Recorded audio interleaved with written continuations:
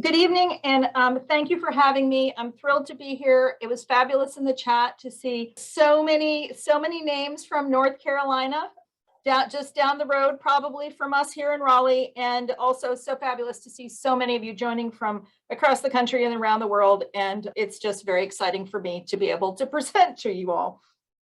So, North Carolina has a long and very diverse history. And this long history contributes to the extent of the documentary trail and collections that are available for researchers trying to gather their heritage and weave their family stories. My goal for this presentation this evening is to give you a tour of that documentary landscape of North Carolina and to share broadly the types of information and records that exist and where to go to find them.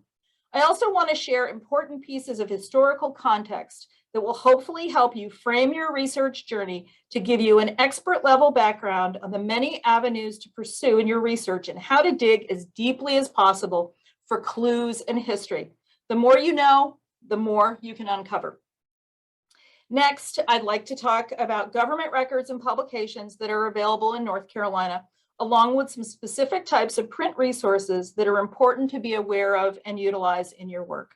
Finally, I'll finish up with introducing you to several important specialized collections that are also freely available online from North Carolina institutions and other research partners around the state. I'll talk about what everybody wants to know, what's available online. And then I'll finish up with just a little bit with how we can help you at the State Library of North Carolina's Government and Heritage Library. So for that bit of context, framing your research with historical context. Broadly speaking, historical context is the perspective we have about the political, social, economic, governance, and cultural conditions of a particular era or surrounding a particular historical event or occurrence.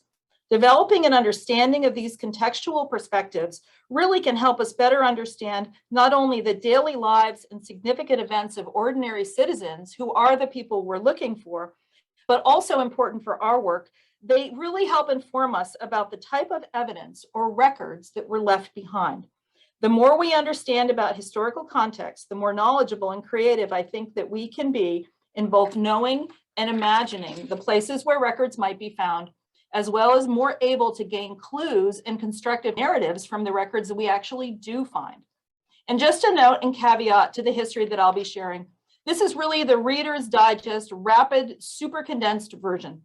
I am painting a picture in broad brushstrokes. And really, there are many parts of the narrative that we don't have time to talk about today. And I hope that this will at least give you a good background to get started. So I want to share a bit about the history of our region that is now North Carolina. It dates back thousands of years to the earliest people who migrated into the area around 12,000 years ago during the last ice age. They settled across the continent and into the woodlands of eastern North America and the coastal areas of what is now North Carolina. At the time of European contact and exploration in the mid to late 1500s, there were at least 30 different tribes that were settled in the area that is now our state. One of the state's most prominent and well-studied American Indian sites is known as Town Creek Mound. It's located in Montgomery County in the southwest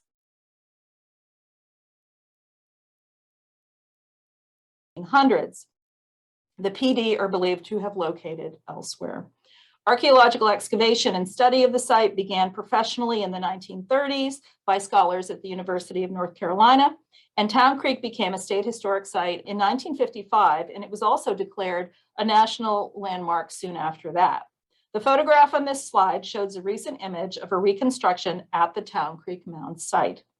Today, there are many North Carolinians who trace their heritage to the region's original peoples. And there are currently 8 tribes recognized by the state of North Carolina. These are the Kahari tribe, the Eastern Band of the Cherokee Nation, the Halawa-Saponi Indian tribe, the Lumbee tribe of North Carolina, the Meherrin Indian tribe, the Saponi, the Occaneechi Band of the Saponi Nation, and the Waccamaw Siouan. One tribe, the Eastern Band of Cherokee Nation, is also recognized by the federal government. And in the 2020 census, approximately 3% of North Carolina residents identified as American Indian and Alaska Native alone or in combination.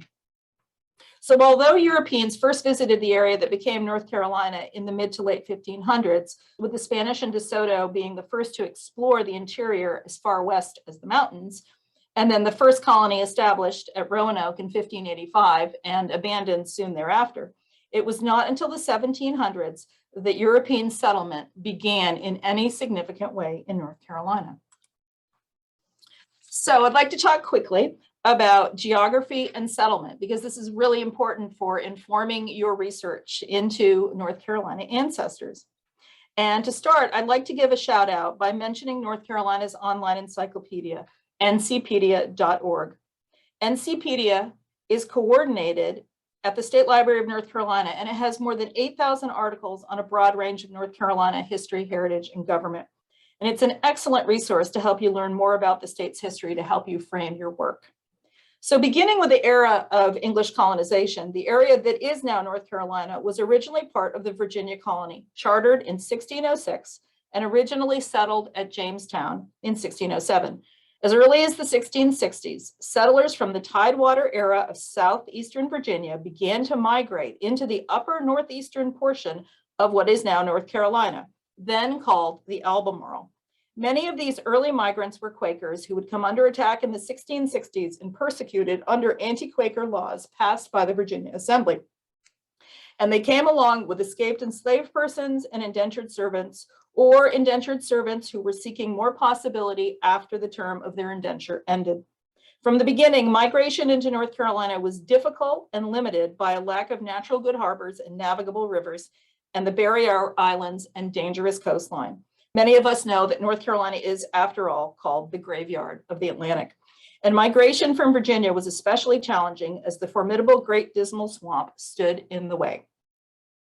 These first settlers moved into the Albemarle, later to be called Albemarle County, around 1650. In 1663 and 1665, King Charles II of England granted charters to a group of English noblemen and businessmen called the Lords Proprietors to establish and govern a, quote, Carolina colony.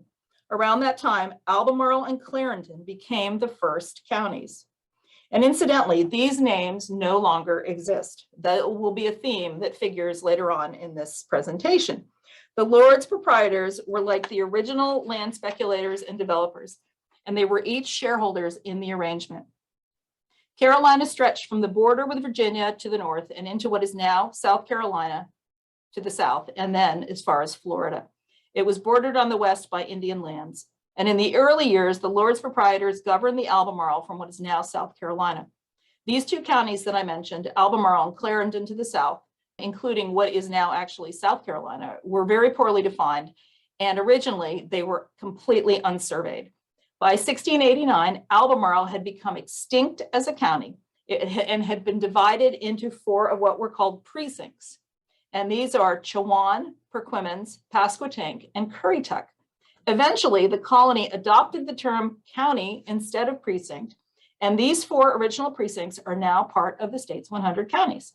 So the map that you see on the slide, it's called A Map of North Carolina, and it was published in 1743, and it shows some of the earliest development of the colony, which was largely unchanged since the mid-1660s.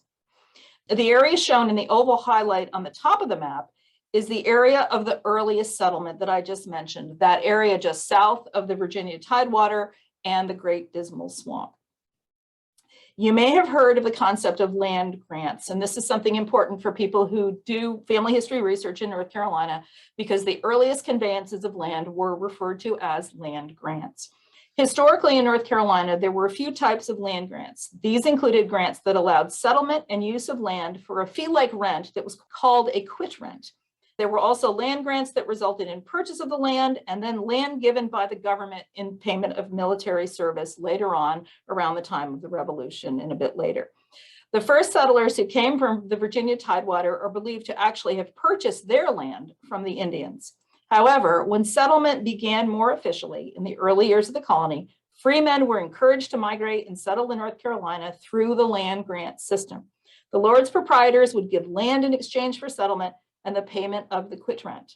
And beginning in 1667, free persons who came to the province could be given 40 or so acres in exchange for settling and payment of that quit rent. And these earliest land grants, or essentially conveyances in modern terms, can be located in the State Archives of North Carolina today. In 1712, North and South Carolina were officially divided. In 1719, South Carolina was taken back from the proprietors and returned to the king. In 1729, North Carolina followed suit, with 7 of the 8 original proprietors selling their land back to the crown. One proprietor held out. His name was Sir George Carteret, and he later inherited the title Lord Granville. And if you do land research in North Carolina, you will become familiar with the term the Granville District. This was the land that he was allowed to retain hold of and essentially sell later on. And it included a significant portion of the early land of North Carolina. And just to give you an idea of the settler population, in 1729, North Carolina had about 36,000 inhabitants, most of whom, even in 1729, still lived up in that Albemarle region. So next, a little bit of information about settlement patterns in immigration communities. From the late 17th century, migration began to move slowly from the Albemarle down to the Pamlico district, still along the coast, the area around the Pamlico Sound. And the development of the town of Bath, which was the colony's first incorporated town in 1705. With transfer to the crown and creation of the royal colony in 1729, the pace of settlement really began to increase as the crown eased restrictions on land purchases. So this is when we see really the sale of land really start to take off. From there, settlement of the coastal plain increased and movement into the backcountry of the Piedmont and mountains began. This is a really great map. It's been around probably since the 1950s or 60s, but it still represents for us an accurate picture of the settlement of European communities into North Carolina. And before I talk a bit more about European settlement across the colony, I really do want to acknowledge the catastrophic effect of this settlement on the region's native peoples and tribes. Some estimates are that there were more than 100,000 Native Americans living in the region in the mid-1500s at the time of the first European exploration. It is estimated that there were approximately 20,000 by 1800, with war and conflict, introduction of new diseases, and treaties devastating population and historical settlement of these tribes. But again, in terms of European colonization, this map is very representative of the migration of European communities. We can see that the earliest settlement came from the Tidewater area of Virginia, across the Dismal Swamp, and then into the northeastern part of the colony. Later, again, settlement occurred into the south, into the Pamlico River, up through the port of Bath, and then began farther south into New Bern with the Trent and Neuse rivers. These settlements included the French, the Swiss, and the Germans, and then with the founding of Wilmington in the far southeastern part of the state along the Cape Fear River, which you may recognize from several movies that involved that river, immigration of the Scots and Irish began, and then they pushed into counties to the northwest of there, including Cumberland, which it figures prominently in the settlement of the state, as well as then into the mountains. You can also see the effect of the Great Wagon Road beginning near Philadelphia and extending into the western part of North Carolina. Settlement through this avenue began in the 1730s with increasing land scarcity in the north.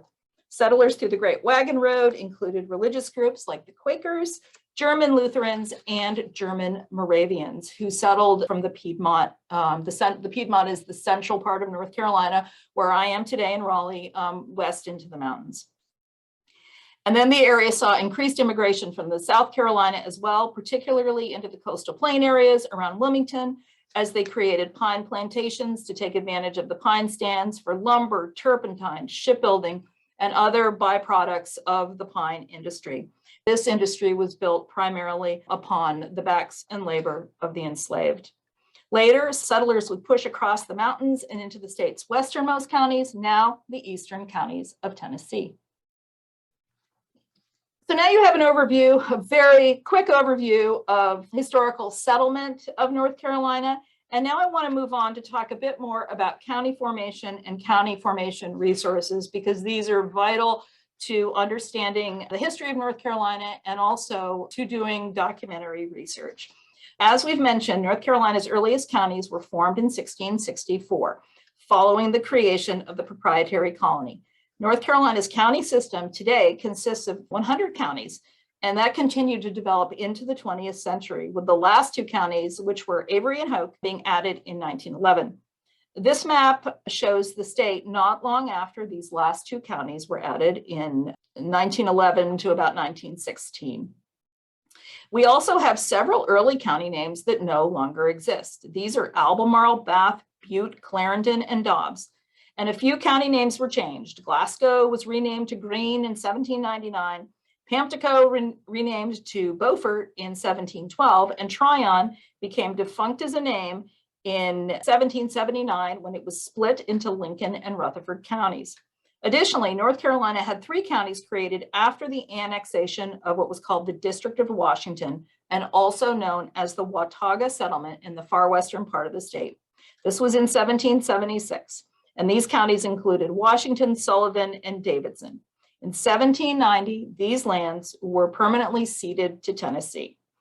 On the left side of the slide, you'll see a blue handout and a book. These are 2 of the most important resources we have when researching the history of North Carolina counties.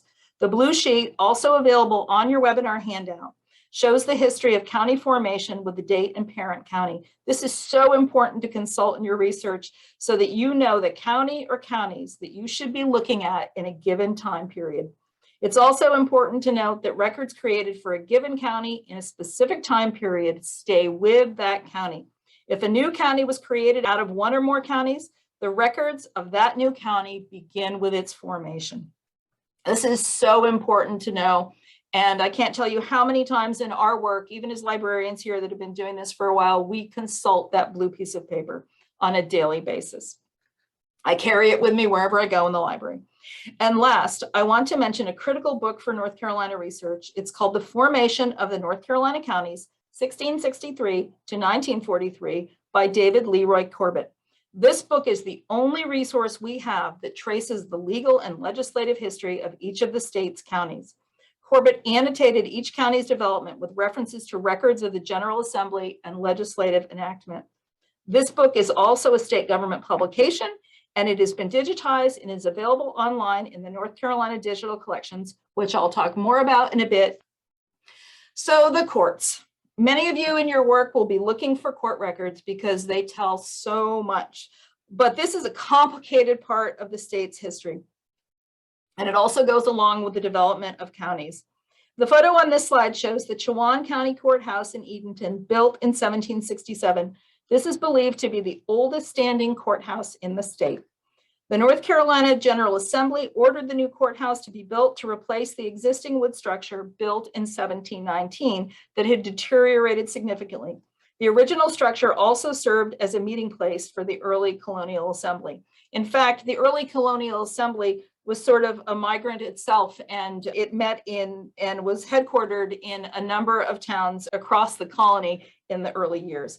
North Carolina has a long and complicated history of its courts and judicial branch, and I won't pretend to give you an expert or insider view of this complexity, but there are a few important aspects of this history for you to know to help you understand the records you may be looking at, but also to realize that there were a number of different courts that went by different names depending on the era. Knowing this will help you to have an expansive idea of where records might be and help you not rule out any potential source of records. North Carolina's earliest courts date from the earliest days of the county. Each of the Lords Proprietors were empowered to create provincial courts. One of the earliest courts dates to about 1680 with the establishment of the General Court by the Governor of Albemarle, and it was called the General Court. The system of common courts, which are called courts of pleas and quarter sessions, was created during the early era of the colony and consisted primarily of local justices of the peace who were appointed by the governor. These courts were part court and part county government. They heard civil and criminal actions. They presided over other local affairs like construction of bridges, creation of licenses for things like mills, taverns, and ferries. They also heard orphans cases and presided over estates administration. They did a lot of business that you might not think of today of courts doing. This system of local courts, the courts of pleas and quarter sessions, remained in place until following the Civil War, when the state's more modern system of county government was established. During the colonial period, the General Assembly also heard court cases, which surprised me in the beginning when I learned this. And it also presided over a variety of business interactions, including petitions such as manumission petitions. It presided over divorce disputes, and it just heard all kinds of business that might surprise you if you dug into the records. Records like this can be found in the state's colonial and state records, which I'll talk more about in a bit.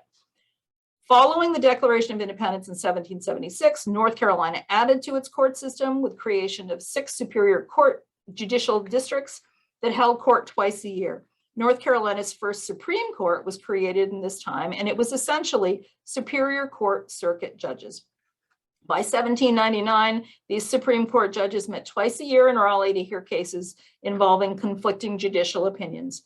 And this was called the Court of Conference. So you might see that name in your research at some point. By 1820, the General Assembly had established the Supreme Court as the Court of Appeals, leaving the Superior Circuit Courts for more routine cases.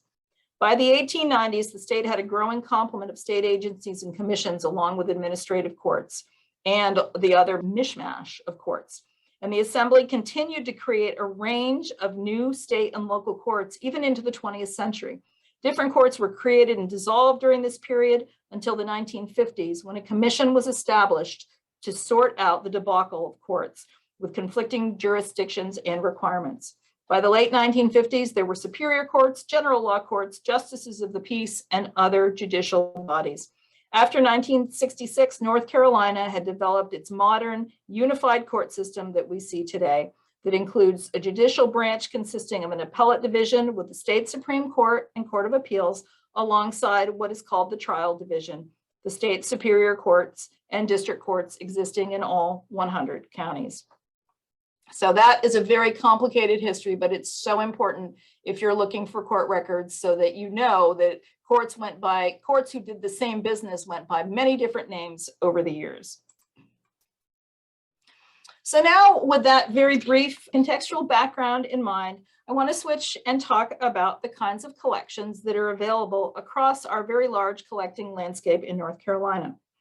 North Carolina's documentary history dates back to the earliest records and land grants of the colony.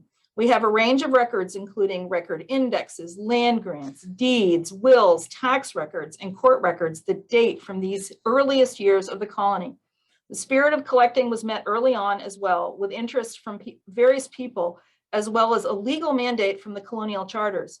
In fact, in a charter-related document for the Lords Proprietors, which was issued in 1665, called the Concessions and Agreements, it was actually spelled out that there was a requirement for a secretary to keep exact entries of the public affairs of the counties.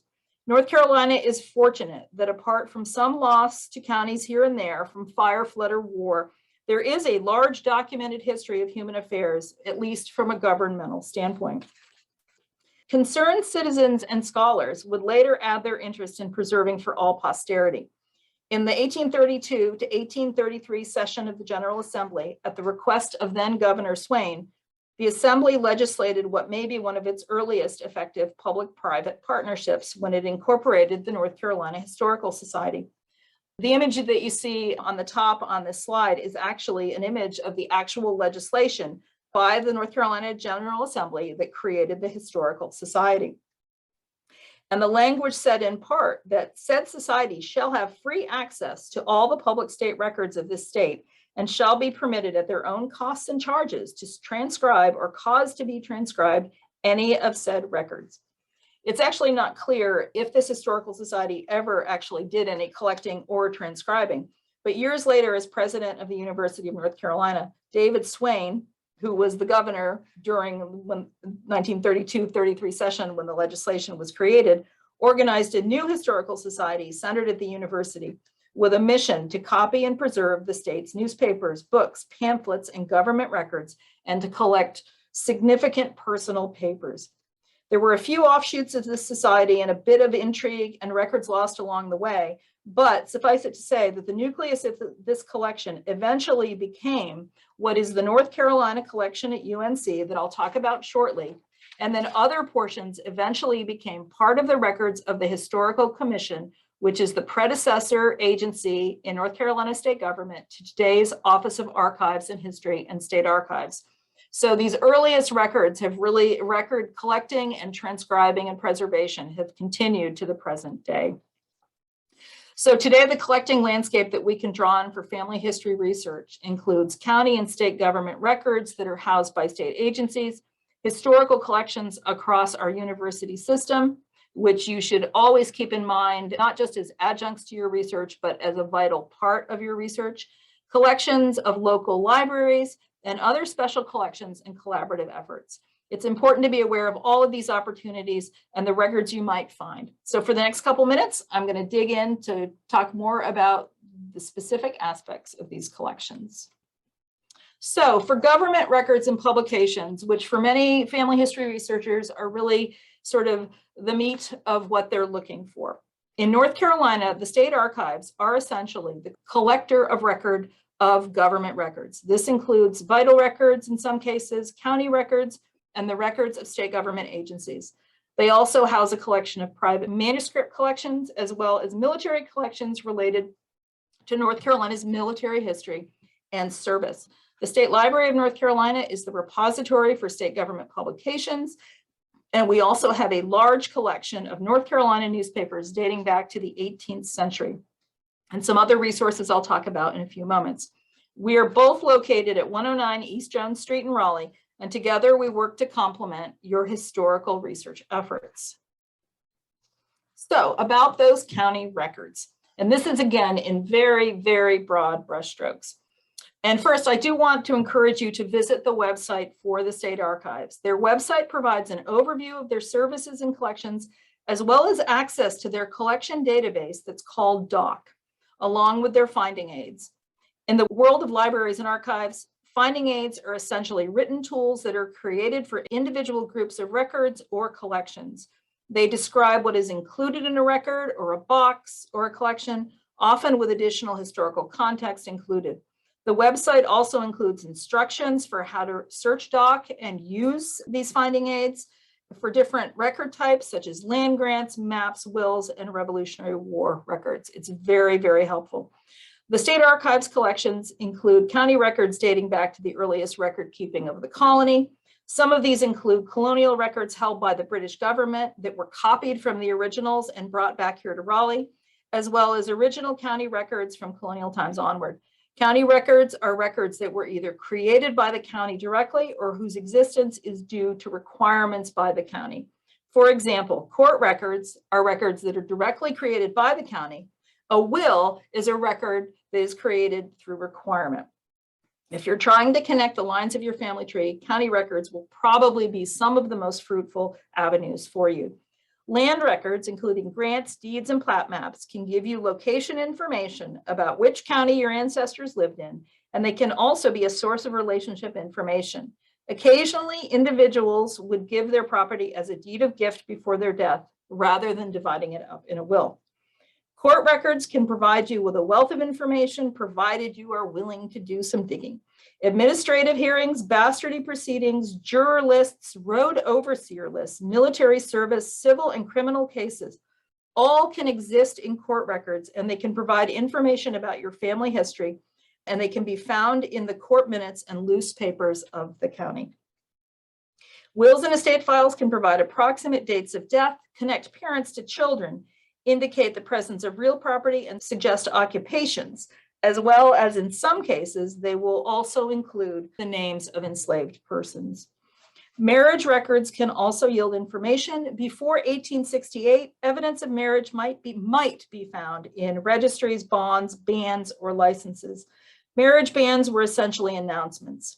However, for the most part, from 1741 to 1868, the marriage bond was the only public record that was required to be kept. These bonds exist on microfilm at the state archives, and they are indexed by bride and groom names. The bond was not a license or proof of marriage. Instead, it signified intention to marry and that there was no legal obstacle to the marriage. Before 1868, marriage records often do not include paternal information. After 1868, you can find it here and there, depending upon the county. After about 1851, justices and clergy were required to file their licenses with the county clerk. And then these marriages were also recorded in registers. So after the 1850s, you start to see the presence of more licenses and more marriage registries, depending upon the county. Cohabitation records are another important source for locating marriages for African Americans that may have existed before and just after the abolition of slavery at the end of the Civil War. In 1866, the General Assembly passed a law allowing the formerly enslaved to register their undocumented marriages.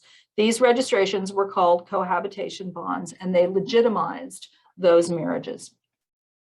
The image on the right shows another important resource to remember that we keep close at hand every day. This is the Guide to County Records in the North Carolina State Archives. This resource is invaluable, and it is also available in print form, as well as online in the State Archives website. And I have included that link on this slide. This publication gives us a broad and specific overview of the records held for each county, as well as if there was loss during any time period.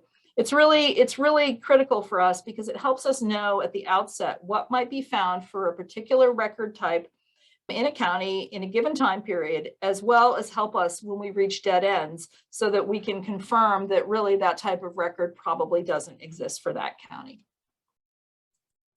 Other archival collections and state agency records that are available from the state archives.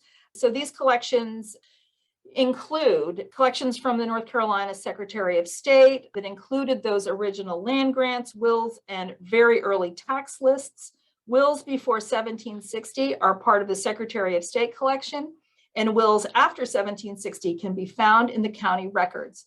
The State Archives collections also include General Assembly records where you might find petitions, tax lists, and information about Revolutionary War service.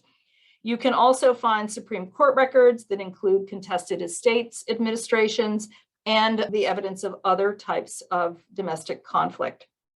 And to illustrate just one example of what you might find in colonial and early federal General Assembly records, the image on this slide shows a tax listing from Jones County from 1779 that actually appears in the records of the General Assembly. This item is also available in our North Carolina digital collections, which I will talk about soon. One important takeaway here to really keep in mind is that archival records are not necessarily always organized in a way that makes sense to researchers. And some of these special collections illustrate this. From an archival perspective, records can be stored based on the originator, original collector, or creator of a record, and sometimes even in other ways. You might normally, for example, expect to find land grants filed under the county where the land is located, as you would for most conveyances. However, the state's land grant records are contained in a record group for papers of the Secretary of State. The same goes for tax lists. We would normally find county tax records under the county that was the taxing authority. However, for some very early tax records, we will also find them as part of both the Secretary of State records and the General Assembly papers. So that just adds more excitement to your research. And this in part harks back to an era when the General Assembly, as I mentioned, heard a broad range of business related to the more mundane affairs of citizens. It is confusing, but I provide this just as more context for you to file away to broaden your research landscape. So next, on to a vital part of this presentation, vital records. As librarians, we receive a lot of questions about people looking specifically for birth certificates and death certificates going back to the colonial era. These just do not exist. However, you may be surprised to learn that there was a Colonial Act of 715 that required registration of birth and death information. But apart from the counties of Perquimans and Pasquotank who attempted to comply, there's really no evidence that the law was ever adhered to in any way. It was not until 1913, following the National Vital Records movement, that North Carolina passed legislation requiring civil registration of births and deaths. And although the law was passed in 1913 requiring this, it wasn't until well after World War I that the state as a whole had begun to collect this information. So if we're looking for these vital records in the form of birth and death certificates, we will not find them until beginning in 1913. And even then, again, the counties across the state were very slow to create these records. So for the next few minutes, I'll just give you some more broad brushstrokes about where we can find vital records information for birth, death, marriage, and divorce. Birth certificates can be found at the State Office of Vital Records, which is located in Raleigh, and it is part of the Department of Health and Human Services. And in some cases, also at the County Register of Deeds. The State Archives also has some indexes for some counties. Death certificates can be found at the State Archives, Office of Vital Records, or the County Register of Deeds, depending on the year. The State Archives has certificates from 1913 to 1979, the Office of Vital Records from 1930 onward, and the local County Register of Deeds generally from 1979 onward. Marriage records can be found at the State Archives and Office of Vital Records depending on the time period. The Office of Vital Records holds marriage certificates from 1962 to the present and divorce certificates from 1958 to the present as well. Also remember that county court records held primarily by the State Archives will be an invaluable source for finding historical divorce and estates administration information. You may also locate divorce information in the colonial and state records again, and I'll touch on that resource shortly. And also remember that you can always reach out to the local county to ask what records they have available. Some counties have begun to digitize their records and are making them available online. And while most counties have retention schedules for when they send their records on to the State Archives in Raleigh, we really don't know on a county by county basis or in any coherent way what types of records they have held on to. So it's always important if you reach a dead end or you just want to explore another avenue for the leave no stone unturned approach to research to reach out to the local counties. I also want to include ancestry.com here as another resource. Many public libraries have subscriptions, and this can be a valuable resource for finding vital records. The Ancestry database includes a North Carolina birth index for 1800 to 2000, a death records collection from 1908 to 2002, death certificates from 1909 to 1975, marriage bonds from 1741 to 1868 as an index, marriage indexes from 1741 to 2004, and divorces from 1958 to 2004. So that's a broad span of vital record information that you can locate through Ancestry as well. Okay, so now I want to switch gears a bit from talking about the original records that are available in North Carolina to talk a bit more about secondary print and other resources that can support your work. I'll also mention here that these resources are also available in the collections at the State Library of North Carolina's Government Heritage Library, where I work. And we are really the principal library in North Carolina that holds these types of collections. To start this out, I really want to mention a print volume. This is another one of the handful of volumes that we really keep right by us on a daily basis, and we consult constantly. It's called North Carolina Research, Genealogy and Local History by Helen Leary. This is a masterwork that we really do keep readily at hand for researching North Carolina history and documentary records. It's a one-of-a-kind resource written by Leary and other expert contributors spanning comprehensive aspects of North Carolina research. It provides in-depth overviews of research techniques, collection history for the documents we've talked about in this presentation, along with many more items, including definitions of things like land grants, where you'll find them, and discussion of how to read these types of historical documents and resources. So with that in mind, I'm going to quickly share a few of the print and microfilm resources that we have in our collections that are really also invaluable resources to support your historical work. First, again, the State Library is the official repository for State of North Carolina government publications. We house more than 100,000 items published by North Carolina state agencies, boards, and commissions, and this collection dates from the late 1700s all the way to the present. It includes compilation of laws enacted by the General Assembly and the record of legislative sessions, the North Carolina General Statutes and agency publications, such as those from the Department of Agriculture, Health and Human Services, Department of Public Instruction, Public Safety, the Office of the Courts, and many others. I really do believe it's safe to say there's no limit to the research value of this collection. For family history research, people have located the names of ancestors who may have been legislators, public servants, educators, justices, medical personnel, and many others through these publications. And it also helps us answer many types of historical research questions. Recently, we helped a visitor to the library who was interested in locating the names of Rosenwald schools in Lenore County around the turn of the 20th century, so that he could try to locate family members who may have attended and learn more about the history of his family. In state government publications for the Department of Public Instruction, we were able to locate the names of the schools along with historical photographs.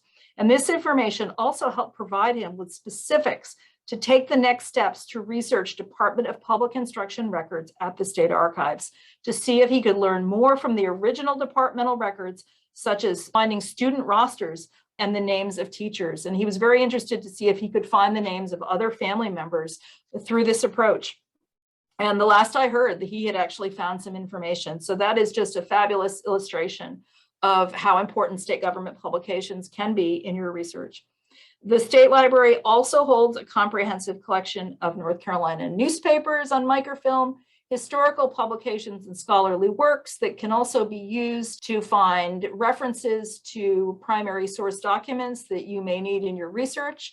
We have a large collection of periodicals and lineage society publications from North Carolina and other states.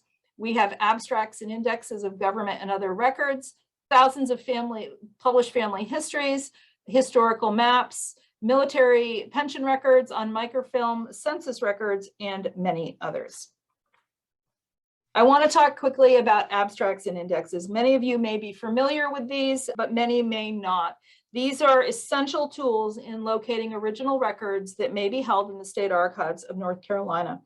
The image on the right shows an index of marriage records from Caswell County from the late 18th century to the 19th century. Like an index in the back of a book, this index is a list by name of the most basic details of a marriage record: the groom, the bride, the date. The image on the left shows, by contrast, an abstract. In this case, it's an abstract of deeds. An abstract provides the basics like an index, but with more information, typically taking a small portion of the most important text of the record that would be helpful for a researcher. And might include location, the names of people that were parties to the conveyance, the number of acres, the amount paid. It will also give you the location of the record in the state archives in order to visit them to locate the original record. And this is why, so this is to keep in the back of your mind, why abstracts and indexes are so critically important to your work, because without that, you would literally be searching through thousands of records on microfilm in the state archives of North Carolina. And these abstracts and indexes will give you the book and page number for that county record so that you can more easily and quickly locate that resource. These publications are self-published by historical researchers, and they're generally only available in print form. And they were created for a wide range of record types, not just county records. Then the library has numerous publications for these as well. We have indexes and abstracts for census records, church histories, lineage society records, abstracts of newspaper information such as marriage and death notices, indexes and abstracts of road records, cemetery records, architectural surveys, and landscape features such as mills and grist mills, historical places, and many others. So these are really, again, very invaluable resources for you to consider in your research.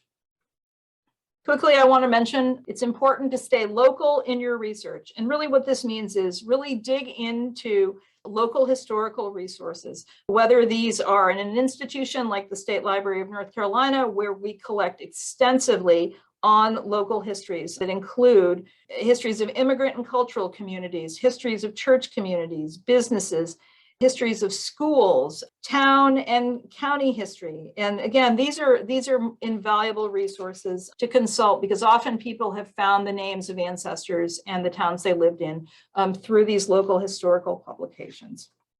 The image on the far left actually shows a family history that we recently collected from one of our frequent researchers who has published at this point 5 volumes about his family history, and he has donated them to our collection. I want to quickly talk about university special collections, and we'll be concluding here very shortly. But these are very important to keep in mind when you're considering gaps in your research, or you're looking for types of historical information that you may not find in county and other governmental records. Often, university special collections will include manuscript collections for individuals, photographic collections, maps, oral histories, and other specialized collections that are really relevant to a particular region or topic in the state's history.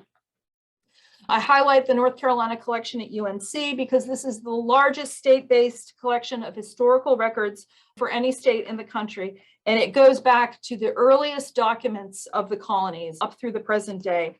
It is a vast, vast trove that includes oral histories.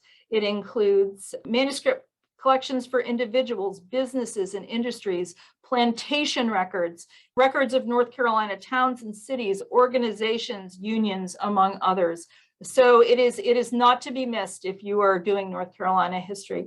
A couple of other ones that I'll just highlight quickly are the Southern Oral History Program at UNC, which includes more than 6,000 oral histories that have been collected since the 1970s. And these cover a wide range from the lives of mill workers to those who have lived through and participated in civil rights and social justice struggles.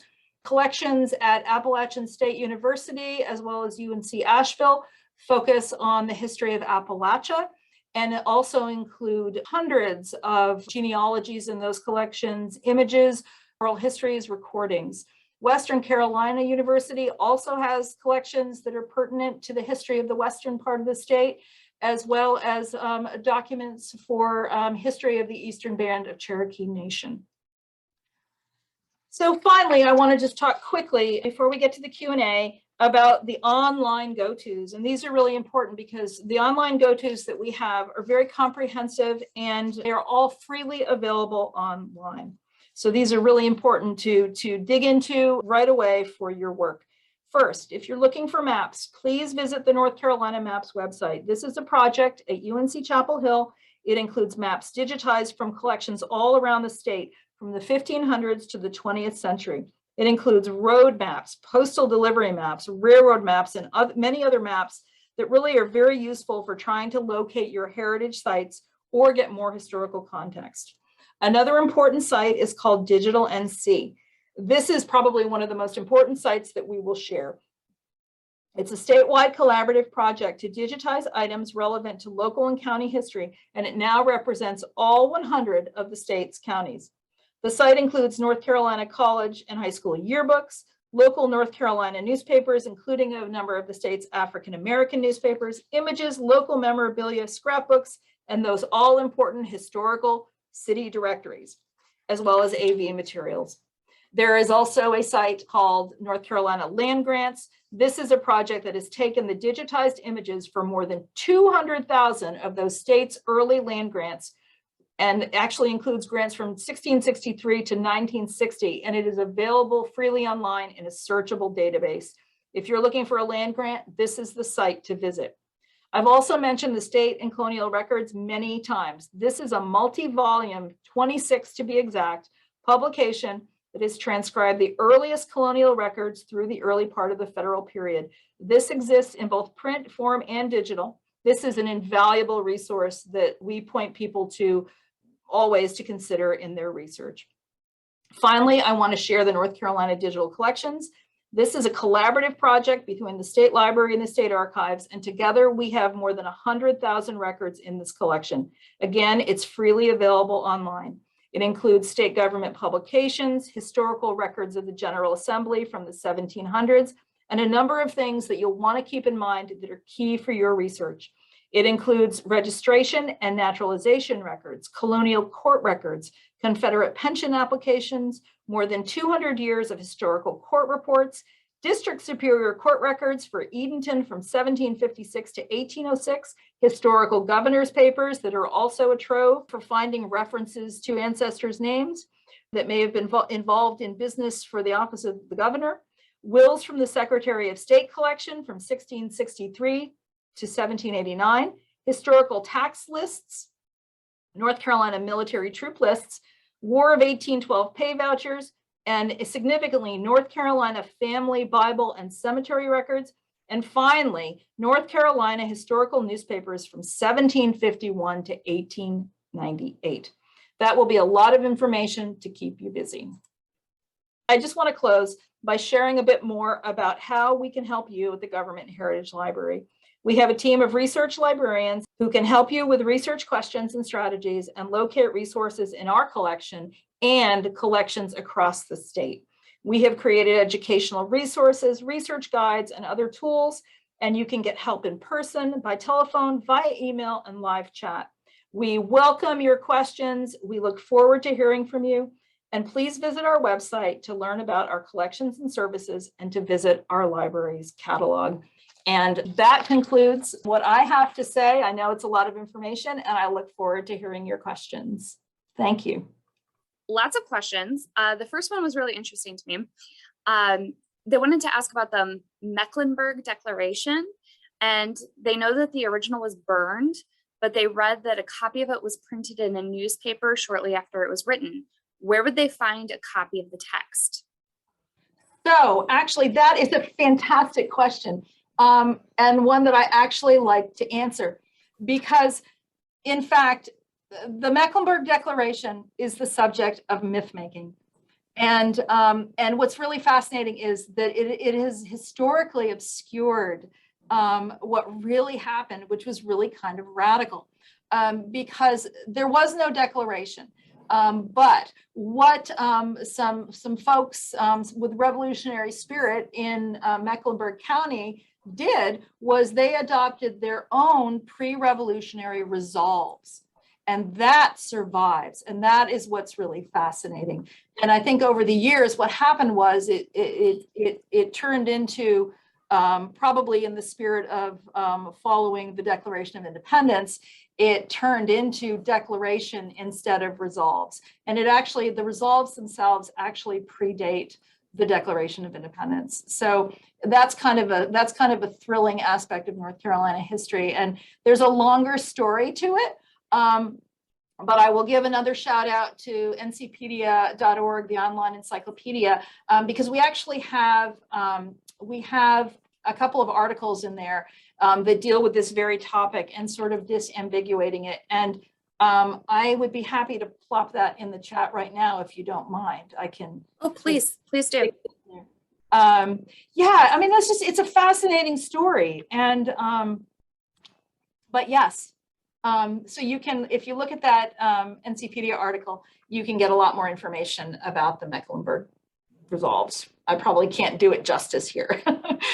How would I find records of midwives and children of free people of color, especially for Marion in McDowell and Morganton in Burke counties? Yeah, that's a great question. So I guess I would say some of it might depend on the historical time period that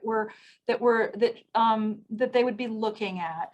And I would encourage you, please shoot us an email and ask us that question, because we can help you with that as a reference question.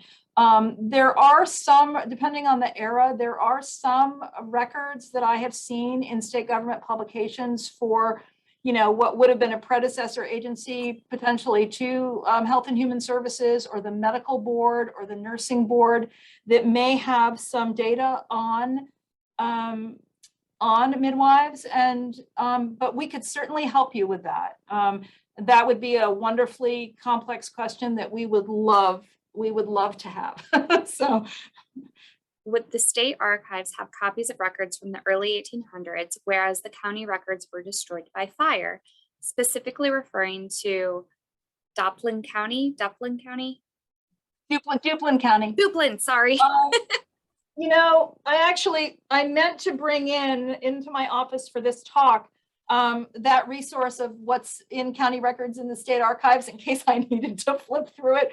And I left it out in the reading room. But I mean, that's a good question. If records are destroyed by fire or, you know, some other cause, and in that book, every county, the top of every county page will tell us the time periods that there may have been lost from or what might have been lost. And that's why I say that resource is so important for us. But But I guess what I would do in that case is I would, if I were you, the person who asked the question, I would reach out to the state archives, because that book has a lot of specificity.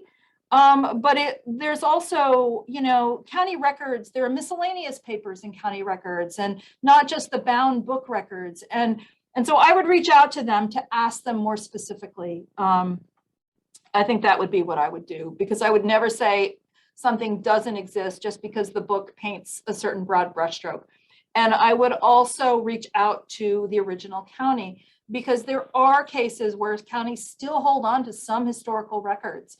And so we always tell people, please call the county and reach out to them and see what they have to say. Someone's looking for cohabitation records for Caswell and Almanac counties. Alamac. I've read that they either don't exist or only have a few records. Is it possible there are complete duplicated records in the state archives? So the state archives would be the repository for those records. So that would be the place that you would go. That's a good question. I guess, again, I would say probably send us an email with that question, because we have a number of print resources that we can look at that actually list, and I cannot remember the name of the researcher, but there was a researcher who essentially created a 3-volume set that lists the names from these cohabitation bonds. It's in, again, I use the word invaluable a lot, but it is invaluable. And we could look at that and see what we might find, as well as we could look in, again, if we have, an abstract or an index from, I think you said Alamance, and I can't remember the other county. We could look and see if we have if anybody abstracted that from Alamance County. So, and then we can sort of, do that triaging for you to help you get started and say, oh yeah, we think that there may be this record in the state archives, and then we can give you that information to make your work easier. So please reach out to us. Someone's wondering if Quakers are included in government documents. That's a great question. I mean, I guess I would say off the cuff, yes. Because North Carolina had, it had significant Quaker communities that were really sort of based around Guilford County, at least as settlement developed in North Carolina. So I would say that yes, you're probably going to find names. I don't know specifically if you might find them referred to as Quakers or not.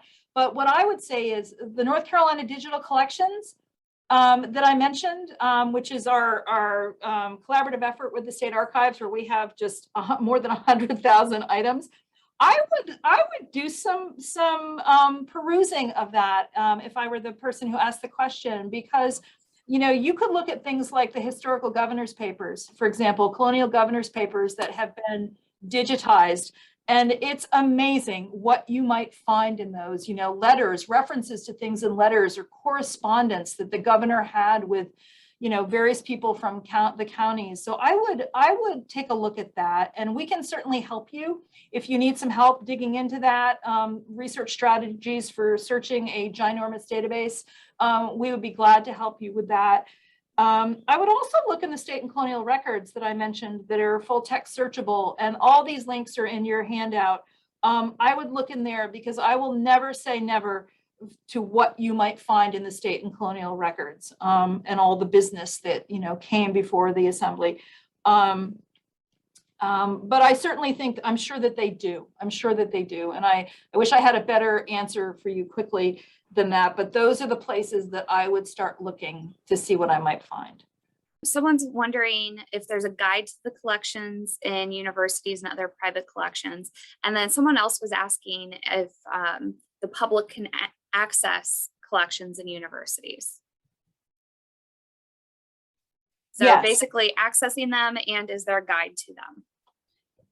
Unfortunately, there is not a guide to them. And I kind of wish there were. That makes me realize we should create a LibGuide or a research guide for that, because I share that information as much as I share anything else.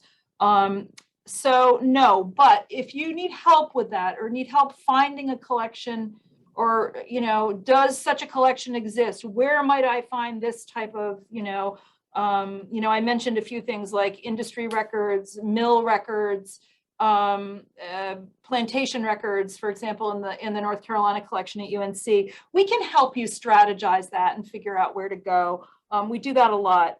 In terms of public access, yes, these are open to the public, and all the ones that I listed are public universities. They're part of our public university system, and there is public access. I don't know the extent to which you may need to, for example, make an appointment, if you're coming in person, if you come to North Carolina to do your work in person. But you could certainly contact them over the phone or an email to ask them, but they are open to the public, and many of them do have, collections that are very relevant to genealogy. Someone has a large collection of pictures in North Carolina from the 1920s and 30s. Can I find help in identifying them? Most are in Raleigh. Ooh, nice. Okay, here are my thoughts on this are, yes. So there are a couple of avenues that I would just suggest for that. One of them is, the State Archives has a photographic archivist. And, he basically his job is to work with historical photographic collections for the State Archives. He would be a good person to reach out to. And if whoever asked the question wants to actually send us an email, I would be glad to connect you with these things as well. Just if you're not right, don't want to write all these details down. Another place is the North Carolina Museum of History. They have a very large historical collection that includes, objects of daily life, textiles, photographs, and they may be able to also suggest, whether somebody there would be willing to sort of help with this, or they can suggest another, researcher or someone who might be willing to as well. Those would be my best suggestions for that, as the sort of two, professional archives and museums related institutions that would be really good resources for that. And that just sounds like an exciting collection. I know, that sounds amazing. I hope they get digitized and put online somewhere. Yeah, exactly. Yeah. That would be amazing. Yeah. And actually, that just gave me an idea. If the customer would like to digitize, you could possibly put it in some sort of maybe like Facebook group or social media, and maybe you could crowdsource it. Crowdsource it. Yeah, that's exciting. Yeah, absolutely. But I think the institutions would also like access. They might, we're always interested. I mean, we don't collect photographs ourselves as a library. That's more something for the State Archives or the museum. But certainly we use historical photographs every day and search for them, for various, things that we do. So that just sounds like a wonderful collection. Okay, so someone's asking a very specific question. And they've asked this in other classes before. And I'm gonna shoot this one at you and see what you have. Their family in North Carolina in late early 1800s in Randolph County, Davidson County area. 3 children were bound out. That's the term, bound out. They think it might be like an apprentice. It was recorded in the court records of the counties, but they've never been able to get a specific definition of bound out. I really want to reach for Helen Leary's book that I mentioned, because that resource that I mentioned on North Carolina research and documentary evidence, I would like to see what Helen Leary has to say on that. But I think that, essentially, I'd be happy to actually also look this up and do a little more work on this. Again, if you want to send us an email. Essentially, really what that meant was that somebody, if, for example, maybe couldn't take care of a child, you know, if say a father died and, you know, a mother was left with children, that a child could be bound out as an apprentice to someone else, you know, and not exactly like an indenture, you know, but this was a legal contract, you know, that had money exchanged and you know, and requirement of work and service from that child who was bound into apprenticeship. So, I mean, that's kind of roughly kind of how that worked. And we see that a lot. I mean, people look for those kinds of records a lot. And, but I would be willing to do a little more work on that because I think I would like to know myself a little bit more about it. And I suspect that Helen Leary's book that I mentioned, she probably talks about that at length. And I could probably find a nice excerpt in that that would help. Are there any plans to digitize the newspaper collection that is on microfilm? Oh, excellent. I love this question because I wish that I had time in the talk to talk more about this. And I will let you know, I mean, not to promote our own programming, but we are going to be doing a 2-part series on North Carolina newspapers, a webinar in the end of February and the beginning of March. And the first part is going to be sort of a dive into what's available, what the newspaper landscape looks like historically, and then the second is going to be some specific digitized collections. So there are a couple of answers to this. The first one is the reason that we generally cannot digitize these newspaper collections in total is in part because of the prohibitive cost of doing it and maintaining it, but also because copyright stands in our way. So from 1924, 1925 on, all of those are off limits unless agreements are you know, had with the owners of the rights. Now, that being said, we have a couple of projects that have been done that have worked with the rights holders. And one of them is, I mentioned, Digital NC. And so Digital NC it's the North Carolina Digital Heritage Center. It is a collaborative project across North Carolina. The State Library is a partner through its collections, as well as the University of North Carolina, libraries, historical societies, and other institutions to digitize local and county heritage. And part of that is a fairly substantial North Carolina local newspaper collection. And some of it goes back, and then some of it is in the 20th century. And so that is really a wonderful resource because it's freely available to anyone who wants to visit the site. So that is one piece that has been digitized. There are North Carolina historical newspapers on newspaper.com. If you have a subscription to newspapers.com, you can access that historical collection. That is not something that the State Library was part of, but papers that are in our collection have been digitized. So, you know, many of us wish fervently that all information was free and that newspapers were digitized and available. Unfortunately, that's not where we are right now. But I will also say again, reaching out, that if you have need for finding something in an historical newspaper that is not freely available online, and you know what that thing is already, or you have a good idea of the paper and the date approximately, we can absolutely help you with that. We get lots of requests for our microfilm. We will find obituaries for people. We find newspaper articles for people. We also lend our microfilm through interlibrary loan. And, you know, so until the day comes when that's available, we continue to do the best we can to at least increase access through our channels. So let us help you. Thank you so much, Kelly, for a wonderful presentation. And to just give you guys a heads up for those of you that stuck around, you guys joined us from 42 different states and one other country. And I am so pleased that you took the time out of your busy schedules to join us for the last program of the year. So thank you all for joining us. We hope you have a wonderful new year, and we'll see you on the other side. Bye, everybody.